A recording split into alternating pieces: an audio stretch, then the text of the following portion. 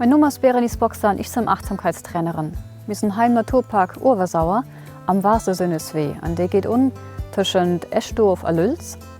An langs 10 Stationen kriegen Inspirationen über das Wasser, über auch Besinnung, für ein bisschen sich zu entspannen. Und es gibt auch ganz flotte Installationen von Künstlern langs den Weg. Es gibt im ganzen Universum ist eng einzig Platz, wo wir Achtsamkeit lernen und praktizieren können. Das ist High and Low, an unserem Körper.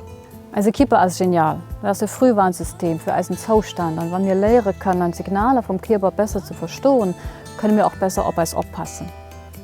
Wenn wir Stress empfangen, wenn etwas schwierig ist, dann reagiert der Körper. Anspannung, Gesichtsmuskeln verhärten sich. Wir empfangen vielleicht wärmt oder hitzt. Den Herzschlag geht mehr sehr, der Puls ist mehr sehr. Das ist einfach der Stressmodus vom Körper. Das Problem ist, der Körper mischt keinen Unterschied zwischen reellem Stress und imaginärem Stress. Wenn ich mit meinen Kindern einen Konflikt habe, sind ich am Stress. Der Körper reagiert am Stressmodus. Wenn ich oben am Bett darüber nachdenke, was heute war und was ich vielleicht besser Ähnliches machen sollen oder was schwierig war, ist der Körper rum am Stressmodus.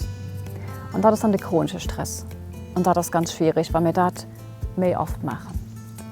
Achtsamkeitspraxis an Natur sind immens heilsam für den Körper und für den ganzen Organismus, weil wir rauskommen aus den Gedanken. Wir können uns bewusst zurückholen.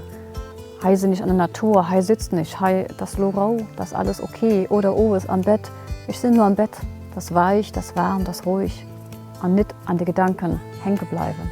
Wir können genießen, wir können wirklich an die direkte Sinneserfahrung kommen, an Riechen, an Gesinnen, an Lauscheren, an Liebe mitkriegen, so wie es gerade ist. Und der Körper ist wirklich ein Wunderwerk. Und wir holen oft für selbstverständlich, dass er funktioniert, dass wir morgens aufstehen, dass wir einfach die Arme abmachen, dass wir gehen können, mir das nicht selbstverständlich. Und durch die Achtsamkeitspraxis können wir auch ein bisschen mehr Wertschätzung und Dankbarkeit entwickeln für das, was der Körper alltag für uns leistet.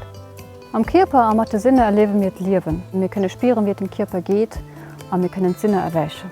An der Körper also wirklich der Wert, dass wir gut auf ihn aufpassen und mit der Achtsamkeitspraxis gucken, wie ist es lo, wie geht es dem Körper lo an diesem Moment. Und das kann ich machen, dass es ihm gut geht, dass den Eis noch lang durchs Leben begleitet. Und sie wird Bewegung oder Ernährung oder raus an die Natur zu gehen, Begegnungen mit anderen Menschen, Beziehungen, Berührung, Lachen, Kreischen, einfach alles zulassen.